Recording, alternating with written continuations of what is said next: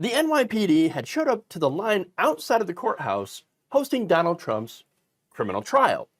The former president is on trial for allegedly covering up hush money payments given to an adult film star with whom he had a brief affair with, and tried to cover it up in violation of campaign finance laws.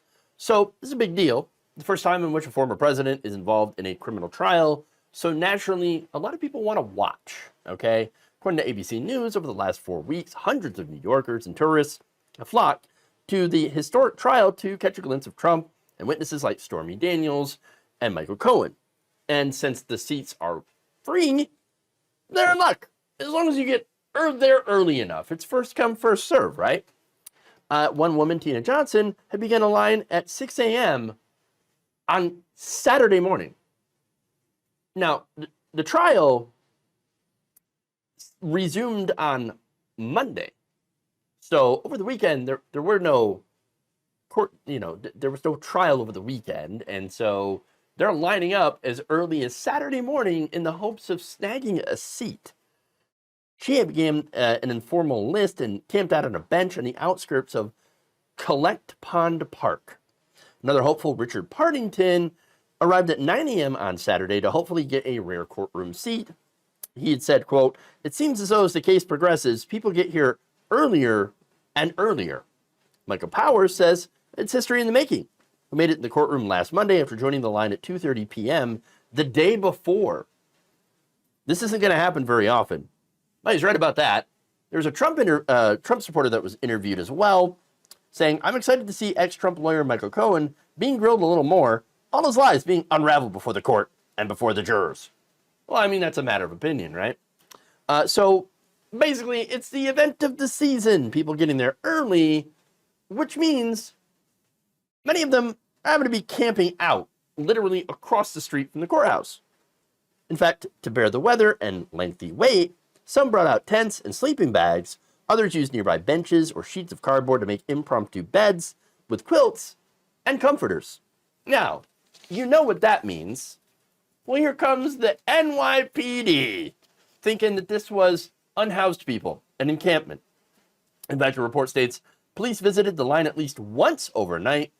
According to Partington, they had received a report of a homeless encampment in the park, but quickly left after realizing it was just a line for the Trump trial.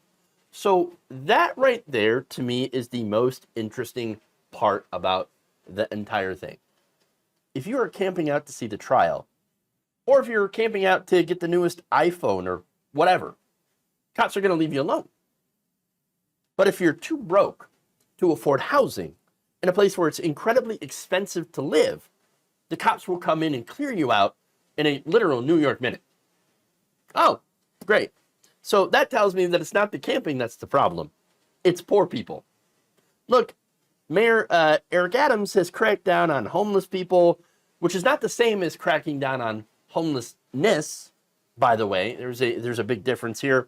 Eric Adams' biggest donors happen to be in real estate. They are real estate titans who make a killing on rising rents, which is why there's a lot of people who cannot afford housing in the city. Now, there are people like Trina and Sarah Kerr, who are the spouses of Joseph and Jack Kerr. They lead one of the largest real estate firms in the city called Midtown Equities. The portfolio includes Casa Cipriani, a swanky private club in Lower Manhattan, where Adams has spent personal time and held a fundraising event. So it's to show just how close real estate is with Eric Adams. Then you have the Gindy family, which is behind Century 21 department stores, and real estate firm Gindy Equities. Both of them have donated to the mayor's legal defense fund and re-election campaign, according to a Politico analysis of public records. Now, in 2022, Adams had funneled millions of dollars in corporate donations to a nonprofit called the Homeless Outreach Initiative. Now, they claim that, oh, no, this is going to funnel people towards shelters, going to get people off the street, right? Unfortunately, it had a pretty bad track record in doing so because it doesn't actually attack the roots of homelessness. The corporate funders of these initiatives include real estate funders like Apollo Global Management, Bank of America, BlackRock, Blackstone, Brookfield Properties and Bloomberg, which is a media organization. Okay, I mean, they're funneled all this money, right? They must have done something. No. In fact, these companies, a lot of them are part of the problem. And so those corporate donations, they're basically window dressing or worse. In fact, according to Kathleen Cash, homeless and benefits advocate for the Urban Justice Center's Safety Net Project, corporate funded outreach teams will most likely be focused on getting homeless people out of sight and off corporate property, far more than getting them housed.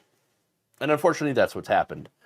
And according to to Breaking Ground, the homeless services nonprofit, the Homeless Assistance Fund's target areas just happen to be in some of the New York's hottest spots for real estate speculation. And most of the donors are deeply invested in property values. Now, that was a 2022 report. Now, turns out that in March of this year, 8 New York City employees have been arrested for their alleged role in a scheme to steal the identities of homeless shelter residents and use them to defraud a pandemic-era relief program. 5 of them happen to be employees of the city's Homeless Services Agency, touted by Adams, and one of them was an NYPD officer. Wow. They worked together to obtain approximately $1.2 million in fraudulent pandemic and unemployment benefits by filing bogus claims on behalf of 170 people, most of whom live in city-run homeless shelters. And so, look, if there were not already enough reasons not to stay in a homeless shelter, because there are reasons, here's one more. City employees literally using you to file bogus unemployment claims so they can pocket your money. Again, you wonder why the unhoused would rather live in an encampment than city-run shelters.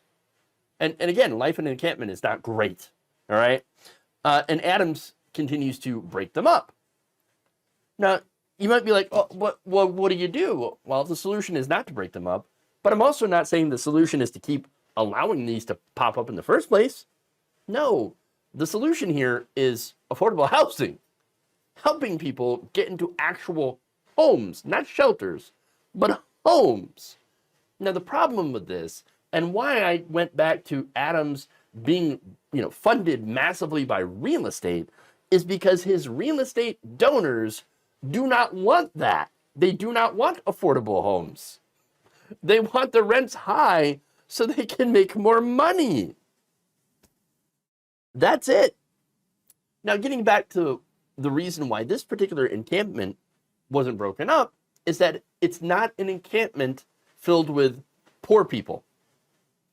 This is one of the okay ones. Wait outside, camp outside for the weekend in a public park, waiting for the Trump trial. Hey, as long as you got money, you're fine.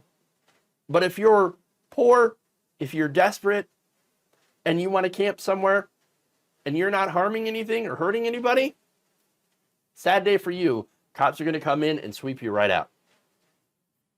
To me, this looks like an example of one set of rules for the poor and another set for everyone else.